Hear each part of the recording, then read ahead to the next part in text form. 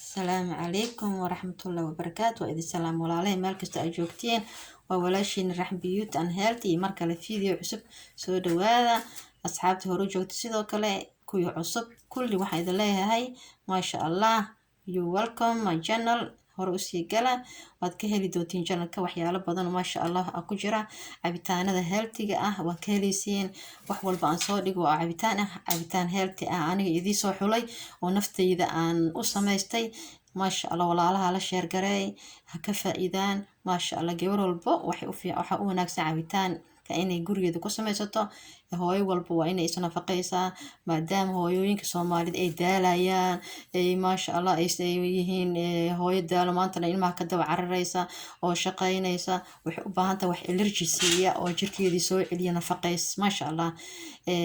sababtoo ah ilmihii adaa korinaya waxa u baahan tahay ilmihii sidaad ugu shaqaysid inaad wax allergy la aad samaysatid cabtid maasha allah. meeshan waxaan ku haystaa waa strawberry iyo banana iyo almond iyo figiska waa 13 kan labada xaban waa avocado iyo xabad karoota ah maasha allah. kulli waa wada organic.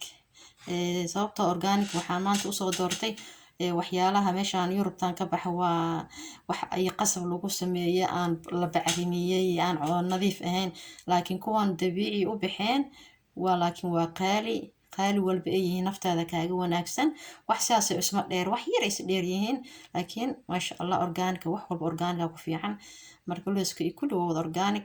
intaan rabaa maanta inaan cabitaan wanaagsan ka samaysano aan maasha allah kusoo baxo looskana u jeedin wuxuu leeyahay good fat uu leeyahay qofka skinkiisa u fiican gabar walbana maasha allah xagga dhinaca hormoonada waxaas oo dhan uu ka caawinaya.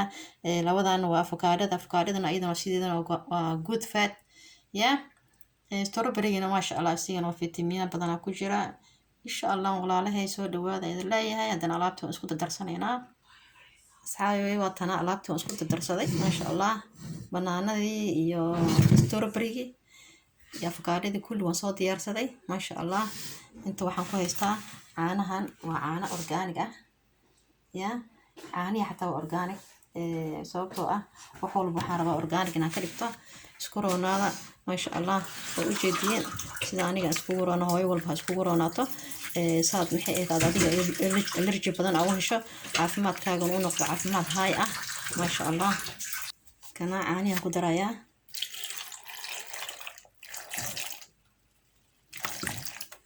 maasha allah. waa u jeediyeen caanihi ku darsaday haddana waa shiidanayaa insha allah sidoo kusoo baxdo waa isla arkaynaa. walaalahay aan jecelahay soo dhawaada waa raxm biyuut oo idila jecel wax walba oo nafaqo ah oo jirkeeda maasha allah iyada cabta idinkana idila sheer gareynayo sababtoo ah hooyo tahay isku dadaal hooyo walba isku dadaal naftaada u nax caruurta maxay ahayd way iska koraysaa laakiin adiga hadaa seexato bustaha aad dhex gasho aad bustaha ka dhex qayliso hooyo waxaad noqonaysaa daciifa. hooyo hooyo maasha allah. asxaabay cabitaankiisaanu kusoo baxay wakaas maasha allah inaba caadi ma aha maasha allah maasha allah.